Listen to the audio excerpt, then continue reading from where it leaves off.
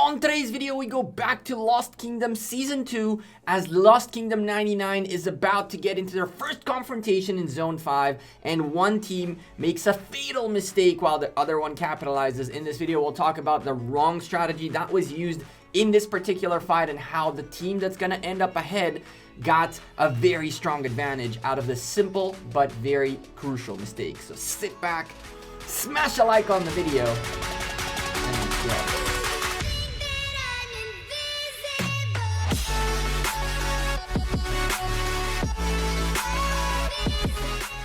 Hey there YouTube, welcome back to Gekko Gaming as we spectate Lost Kingdom 99. You can already see the mistake being made right there as the team in baby blue is about to go up against the team in orange and some yellow.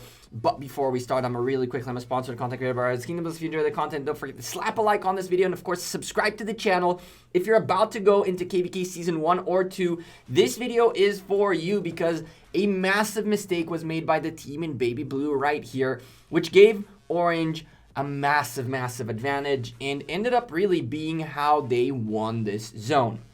So let's start from the beginning. Lost Kingdom 99 opened up into their zone 5s, and as you can see, a wall of forts was dropped. Now this is an old strategy. We've talked many a times before why this strategy is very bad, because it seems to be like a good idea that you are distracting the other team by aiming at your own fortresses instead of aiming at your flags or whatever it is. We're going to go take a quick peek and show you who's fighting against who. There's a little bit of drama in that zone that we're going to talk about in a future video about this Lost Kingdom. But coming back into this right here, as you can see, one fortress was already taken out. Another one is about to be taken out. And here is the mistake. The mistake is that the folks in baby blue they thought that they're going to put these distraction forts or this wall of forts to go up against orange and essentially create like a territory divider kind of thing, or even just a place for orange to aim at their first few flags. The problem with those forts is that, unfortunately, first and foremost, you're going to need people out there to build them or else they won't build. And secondly, they are placed so far forward that the orange team has a massive advantage flag for flag to get to the destination, which are the fortresses, and then burn them up. For the folks in baby blue, they had to get flags as close as they can to their fortresses so that way they can teleport close to their fortress and keep reinforcing it. The problem was they essentially abandoned these fortresses for some weird reason or another. Now, in Rise of Kingdoms, you have the Skillful Craftsman skill for the Alliance, which allows you to pop a very hasty 500% buff on time it takes to build a flag. So flags build 5 times as quickly. And what ends up happening in this scenario is that the flags of orange reach the fortresses of baby blue before the flags of baby blue get close enough so that they can consistently reinforce these fortresses and actually make something out of them. Dropping a fortress is a dangerous move. The reason it's a dangerous move is, first of all, it's fairly expensive in terms of resources. And secondly, if you don't protect your fortress properly, then it's a complete and utter waste of time, because what it is, it's a honey trap for your own team to try to secure, but it's impossible to do that when your opposition can teleport right next to it. So when you drop a fortress, you can't just drop a fortress out there and hope the other team takes the bait, because that bait is more expensive to you than it is to them. For the folks in orange, they recognized the wall really quickly. They sent a few flags that were capable of going, as you see right here, they were able to squeeze one flag next to 2 fortresses, and then the same flag targets both fortresses, and essentially 2 fortresses went down at the cost of 1 flag path, which, as you can see, is just destroying the fortresses. The problem that happened here is that fortresses are not this thing that can be a distraction if they're not building. And the only way for them to build is if there's people around to build them. And if there's the only way for there to be people around them is if you marches or teleport close. The folks in baby blue just abandoned these as a distraction, I guess, or even not as a distraction. And the folks in orange just cleaned them up. And as they cleaned them up, they kept building towards baby blue, which is what they were trying to do from the beginning. So baby blue didn't block the path of orange with flags because they were able to squeeze flags in between the fortresses. Baby Blue never even slowed down the progress of Orange because Orange just built a flag and kept going with the flags while they were rallying the 2 fortresses. And nothing was achieved. Nothing was achieved. What was achieved, perhaps a little bit, is a little bit of fighting and stuff like that. But again, the folks of Orange can already go back home to their city like that and come back. And the folks in Baby Blue have a long march to go. Now, we don't only point out mistakes of wars, but we also, on this channel, help you understand how you can utilize these strategies to get the advantage you're seeking. Fortresses as a distraction only work if they are built. Why? Because then it takes a long time for them to burn down, and essentially that is a time that you're wasting of your opposition, or your opposition is going to have to build around them or stuff like that. A fortress that was just dropped, even if it's farm fortresses, doesn't distract anyone. 90% of people who think this is a good idea end up finding out the hard way it isn't, and maybe 10% manage to execute it correctly, and so it does a little bit cause a distraction. Zone 5 in Lost Kingdom Season 1 and 2 is fairly competitive if you get lucky, essentially, and if you get unlucky, you get locked in like Baby Blue is about to as a corner kingdom surrounded by enemies. Their only real hope was to use these fortresses to build themselves some sort of an area towards which they could build in and establish themselves before their opposition got to them. Now, if you ask me, the best way to drop fortresses in Season 2, if you are surrounded by 2 enemies, is in a way where you are creating somewhat of a barrier between your enemies and yourself, in an area in there where you're going to be able to flag and teleport and get yourself out of the zone. Putting a line like that with spaces in between the fortresses and things like that is not very useful. But if those fortresses, for example, were right next to each other, and there were flags also building towards them too, and they were a bit further back, so Orange had to go a little bit forward, and Baby Blue could come a little bit further in and meet in the middle, then this could have been a very interesting thing. The way you should use fortresses in Season 1 and 2, if you're trying to do something like this, is keep them right next to each other and bring them back just a slight bit so that you are creating a barrier for your flags to be safe to flag into.